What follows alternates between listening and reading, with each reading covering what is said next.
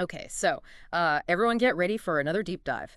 This time we're looking into this whole thing going on with ChatGPT-4o and Studio Ghibli. Right. Yeah, it kind of blew up on like March 25th or something. Like everyone's doing it, generating these AI Ghibli images, and it's just fascinating to think about what it all means for AI and art in 2025. Yeah, Yeah. totally. It's like the second you see it, you just get it, right? Just Yeah. like Ghibli style, but like made by AI. And that throws up all these questions about what art even is now. Exactly, exactly. And to really get a handle on this, we're going beyond just like what people are saying online. We're going deep with Scott McCloud's Understanding Comics. Oh, yeah. Great book. It really is. And what's really interesting is that Sam Altman, the CEO of OpenAI, actually recommended it. Oh, wow. That's fascinating. Yeah. I mean, McCloud's work, it goes so much deeper than just comics. It's about how we make sense of visuals, how we create meaning from like a sequence of images. Right, right. And that's exactly what we're trying to do today. We're looking at this crazy intersection of like cutting edge AI and this iconic art style and then bringing in these established theories of visual communication. Exactly. It's a lot, but it's all about understanding how art is being shaped in 2025. So, understanding comics, for anyone who hasn't read it, Yeah, it's amazing. it's such a great exploration of the art form. McLeod just breaks down like every little detail of how a single image works, how the story flows from panel to panel, and how it all comes together to create meaning. Yeah. And one of the things he talks about, one of the most important ideas is this thing called the gutter, The right? gutter. Yeah, it's the blank space between panels. You might think it's just nothing, but McCloud argues it's actually where the reader, like participates in the story. Yeah, interesting. Yeah, like our minds have to bridge those gaps. Well, We yeah. make connections, we create that sense of time passing, of movement happening. Right. So it's not just what's shown, it's what our brains do in between that's so important. That's so cool. And it makes sense when you think about how, like, drawn out the action can feel in comics. Absolutely. It's like every punch lands harder because you're filling in the gaps with your imagination. Exactly. And then he also digs into the role of style in storytelling. It's not just about what you're showing, but how you're visually presenting it. Style. Yeah, style, like Yeah. how the style itself communicates a certain tone, emotion, or even information. Think about how a simple cartoon style can immediately say, hey, this is funny, while a detailed, realistic style might be used for a more serious story. Oh, for sure. Like you wouldn't draw Garfield in the style of like Sin City. You know what I mean? It wouldn't Yeah. work. Yeah, exactly. And when we think about Studio Ghibli and their hand-drawn look, it's so clear how style makes their storytelling so powerful. I mean, those crazy detailed landscapes, characters with eyes that just like speak to your soul, and those amazing soft color palettes. Right, right, right. It all works together to create that feeling, that Ghibli feeling. It's like wonder and nostalgia all at once. And that's where this gets really interesting, right? ChatGPT-4o, based on what we're seeing, is replicating that Ghibli style Yeah, that's crazy. with such accuracy. It's wild. You see these images pop up online, and you're instantly hit with that Ghibli feeling. It makes you wonder, why does this specific style resonate so deeply with so many people? And what does it say when AI can just reproduce it like that? Big questions, yeah. Huh. Like maybe it's not just that the AI can copy the style, but that it makes us think about whether style alone is art or if there's something more human involved. Yeah, like is there a soul in there somewhere? Like is it just about the visuals or is there something more? It's a tough one. And I think that's the central question this whole trend throws at us. Right. Because on the one hand, you've got this technical side, the AI analyzing and reproducing these really complex visual cues. Impressive, yeah. But then you've got this other side where you have to consider like originality and what it even means to create art. Totally. It's a big mess of exciting and scary stuff all at once, right? For sure. Okay, let's change gears a little bit and look at the tech side of things and the potential business implications. I mean, ChatGPT-4's image generation abilities. Which, yeah, these just came out right before the Ghibli trend took off.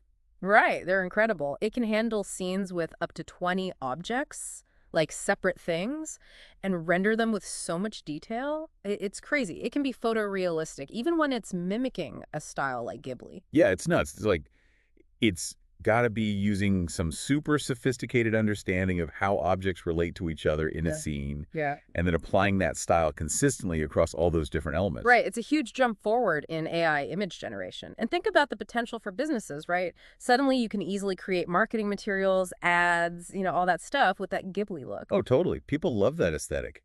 Imagine Ghibli-fied ads everywhere. And there's been talk about like a 30% boost in engagement based on current social media trends. I mean, That's huge. that's massive for businesses trying to get attention, right? Absolutely, yeah. It's wild. Hmm. And going back to Sam Altman, it's interesting to think about why he'd recommend understanding comics and all this, Looking at his interviews from around 2020, it seems like he's really into the idea of AI not just processing data, but creating in ways that, connect with us on an emotional level. That's so McCloud, yeah. And McLeod just nails it, right? Yeah. He explains what makes visual stories work, why we connect with them, and how they grab us emotionally.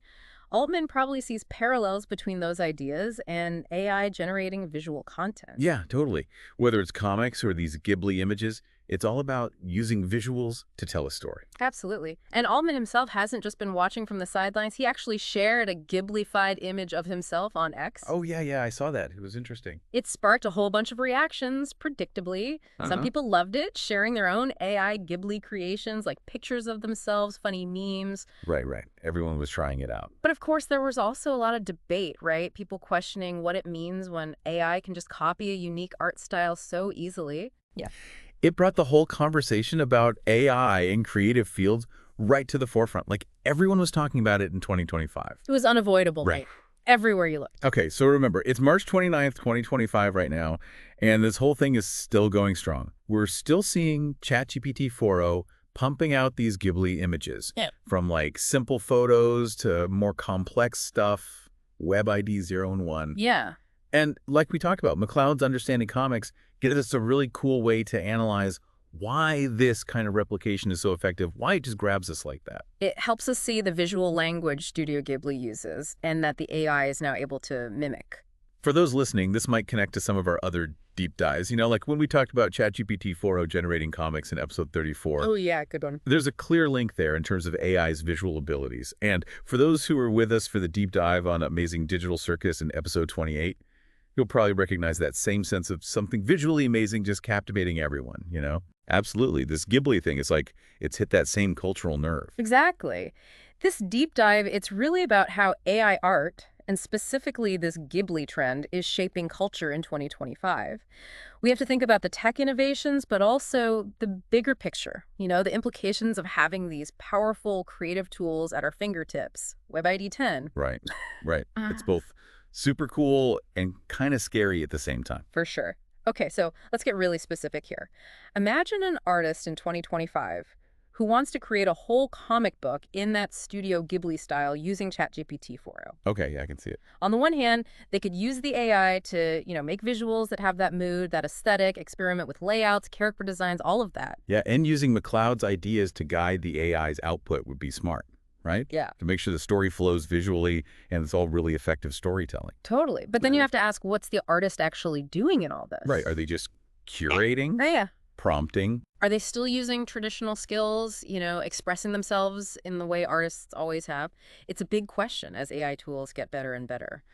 Web ID 15. It really blurs the lines. What even is an artist in this context? And this is just one example of the huge conversations happening around AI in the creative world right now. Oh, yeah, totally. Ghibli is just the tip of the iceberg, really. There's so much more going on. Right. So to sum it all up, this whole Ghibli trend, it's a defining moment. We're seeing AI replicate incredibly complex art styles. And it makes us question, what creativity even is and what it means to be an artist in 2025. And going back to understanding comics, that gives us a framework for understanding visual storytelling, these fundamental principles that are being copied and maybe even changed by these crazy, powerful AI tools. It's a lot to wrap your head around. It really is. And it's only going to get, more intense from here on out, right? Yeah, for sure. But for our listeners, here's a final thought to chew on.